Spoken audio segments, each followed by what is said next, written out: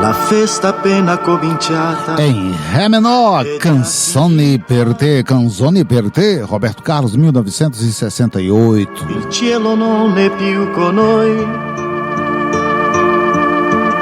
Il nostro amore era l'invidia. Na escuta do que esta canção me diz, estamos aqui retomando. La mia ricchezza, E depois ouviremos também, la tua allegria. que bonito, né? A gravação feita pelo... E giurare che sarà. Que balada maravilhosa. Em Ré menor, feita por Sérgio Endrigo, também gravou a sua canção, né? Sérgio Endrigo, italiano. Ti darà la mano e con un bacio. Então, havia o Louis Armstrong e outras figuras lá do universo da música. Parte maior e Ré maior. Roberto Carlos estava lá também. Agora, antes é preciso ser dito aqui, ó. Por sua vez, naquela altura, era cada vez maior a projeção de Roberto Carlos no cenário internacional. Como já vimos no ano anterior, ou seja, 67, ele participara do Festival Internacional de Veneza, lançando com sucesso na Itália a canção, a música dele, La Donna de um Amigo Meu, né? Estou amando loucamente. Antes também se apresentaram em Miden, não sei se é assim que pronuncia, mas deve ser, em Cannes, mostra organizada pela indústria do disco, que premiava os artistas recordistas em venda em cada país. Então vejam, aqui ele não foi concorrer, ele foi lá porque ele já era campeão de venda nesse festival antes de Sanremo, esse de Miden, né? Deixa eu ver aqui. Foi aí que ele conheceu o parceiro dele, rapaz, aqui o Sérgio Endrigo, e ficou impressionado com a sua performance, a maneira como ele cantava, né? Se apresentava. Os números de vendagem do cantor brasileiro já vinham também chamando a atenção de José Pigianini, gerente-geral da CBS italiana, a mesma que era aqui do Brasil, certo? Lá também tinha CBS, também, o mundo tinha CBS, aquela grande gravadora. Após ouvir os discos dele, decidiu se empenhar para colocá-lo no Festival de Sanremo. Olha só, Roberto não se inscreveu simplesmente lá e foi chamado, não. Houve essas observações nos bastidores. Eu pensava até então que bastava o cara fazer sucesso ou ser um artista de um país e se inscrever lá, não. Observem na escuta aqui, vou voltar a faixa. A CBS italiana era associada à Companhia Generale del Disco, a CGD, uma das editoras de música mais importante do país, e com grande influência naquele evento anual. Então havia as gravadoras por detrás, como também houve aqui nos festivais aqui do Brasil. A gravadora estava aliada ao programa, porque dali ia sair os astros, iam vender os discos, o negócio todo é comércio, rapaz.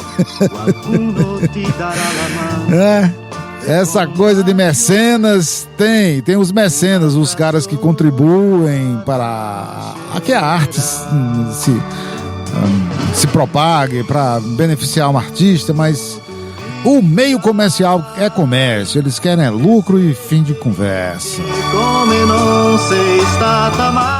A primeira oportunidade surgiu em 67 com a canção Dove Crede di Andare, de Sérgio Endrigo, o mesmo cara, né?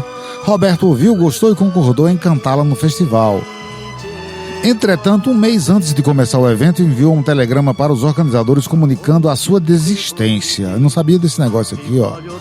O motivo fora a decepção ao saber que aquela mesma música seria cantada no festival pelo italiano Memo Remigi, né? Eles queriam me fazer de Zé. Olha aí, Roberto Carlos dizendo uma frase bem popular.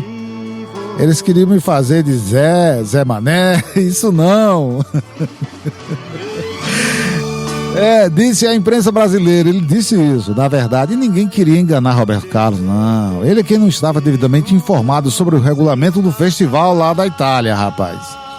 Acostumado aos festivais do Brasil, não sabia que em Sanremo cada música concorrente era interpretada por dois cantores, geralmente um italiano e o outro estrangeiro. Aí subiu meio tom aqui, que maravilha. A justificativa dos organizadores era de que assim seria mais bem avaliada a potencialidade de cada canção, além de atender à crescente repercussão do festival no cenário internacional. Então era para dois artistas cantarem a mesma música. Um italiano lá, legítimo, cantando em italiano, e um estrangeiro cantando em italiano também. Aí, Roberto Carlos. É tanto que essa música teve uma mudança na última hora lá. E eu vou agora passar para a faixa do Sérgio, pra gente ouvir a diferença da letra. Quase nem a gente não ouviu a letra dessa, mas vamos ouvir a outra, que está um tom acima, em Mi menor.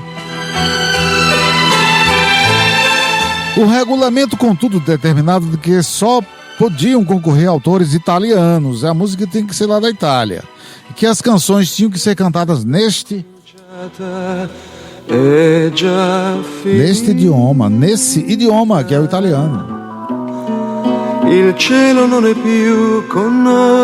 As duas versões de cada música eram apresentadas no mesmo dia. Os italianos cantavam na primeira parte e na segunda parte os estrangeiros, dando as suas interpretações aos temas já apresentados. Então, olha bem, a rigor, para efeito da votação do júri, a que valia mesmo era a dos italianos. Olha a curiosidade.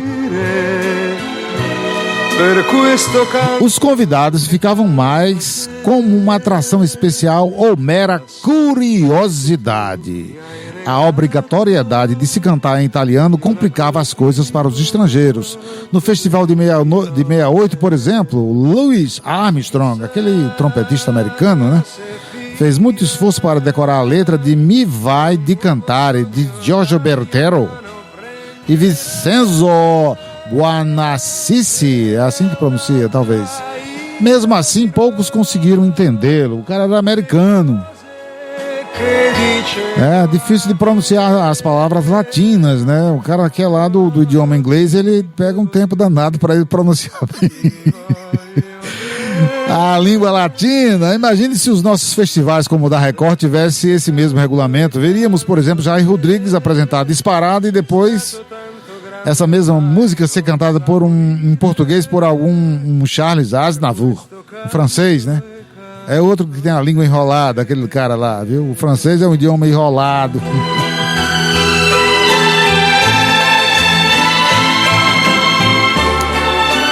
Das línguas latinas, que eu ouço, eu entendo razoavelmente o espanhol, o italiano, mas a língua francesa, que vem do mesmo ramo aí do latim, para mim, é dificultoso, confesso.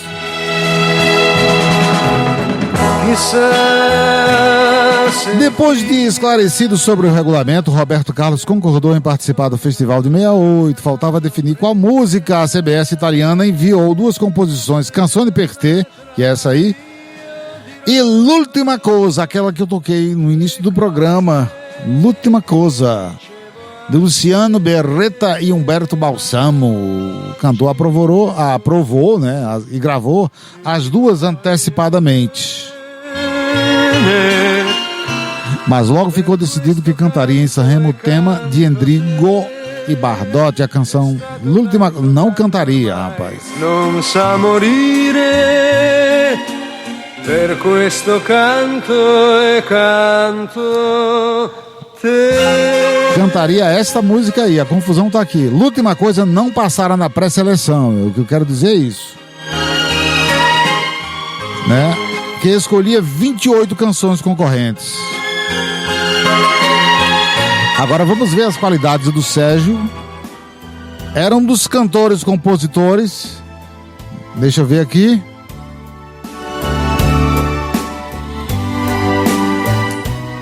mais representativos da chamada geração de ouro da música italiana. Nascido em 33, órfão de pai e tal, foi criado pela mãe e pelos avós, operados num ambiente de pobreza. Aos 17 anos começaria a carreira de cantor, se apresentando em bares e restaurantes. E esse Sérgio Endrigo aqui, pelo que eu li, eu não vou ler tudo aqui agora, ele era metido com música de protesto. É tanto que ele depois quis saber aqui no Brasil, depois que ganhou o festival, que vieram para cá, que ele veio com o Roberto depois fazer umas apresentações aqui, se interessou muito pela situação política do Brasil na época, né? Se interessou.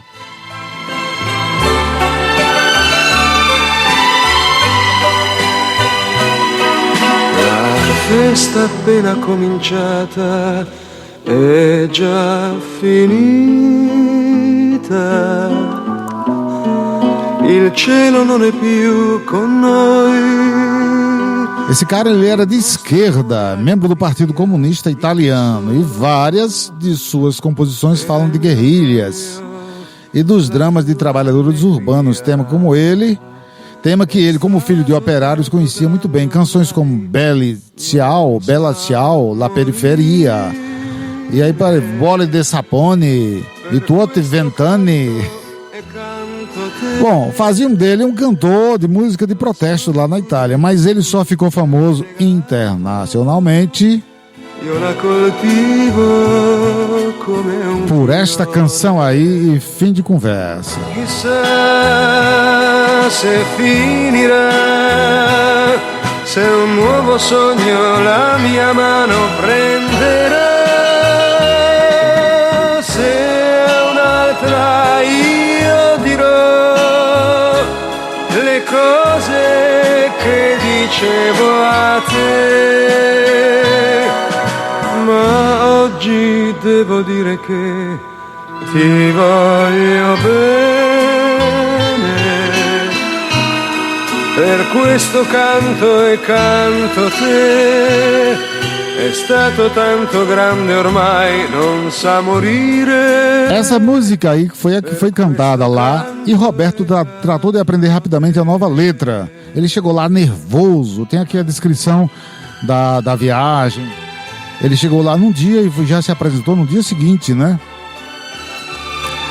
Ele já tinha deixado uma versão gravada no Brasil, que é aquela outra. Eu vou até tocar de novo para terminar o bloco, que é exatamente... Ele pegou um tempo danado lá, teve... Vou voltar aqui pro Roberto Carlos. Il cielo non è più con noi, il nostro amore era l'invidia di chi è solo.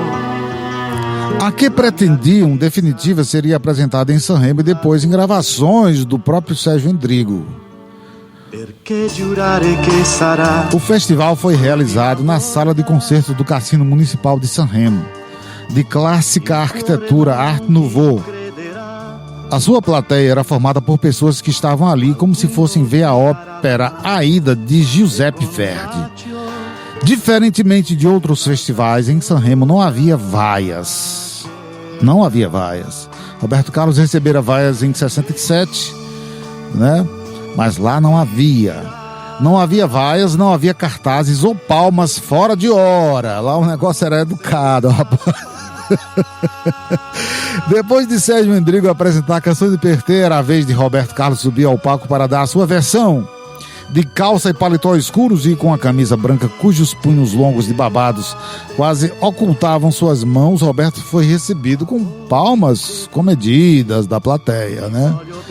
O maior entusiasmo ficou por conta de alguns brasileiros, entre os quais a namorada Anice estava lá, o empresário Marcos Lázaro, que era argentino, né? E o produtorzão, Evandro Ribeiro, rapaz. Todos devidamente acomodados na sala de concerto do cassino. Precavido, Roberto Carlos levou trechos da letra escritos na palma da mão esquerda. Ele não havia decorado ainda e optou por não ficar muito preocupado com a pronúncia para não prejudicar a sua interpretação. Num outro festival aí, eu vi Roberto Carlos, o vídeo, né? Roberto Carlos, na hora do solo, ele puxa do pulso a pulseirona que o Evandro deu pra ele, e ele exibe a pulseira. A câmera filma a pulseira. Quem quiser ver aí, é num festival de 67, acho que é em Miden.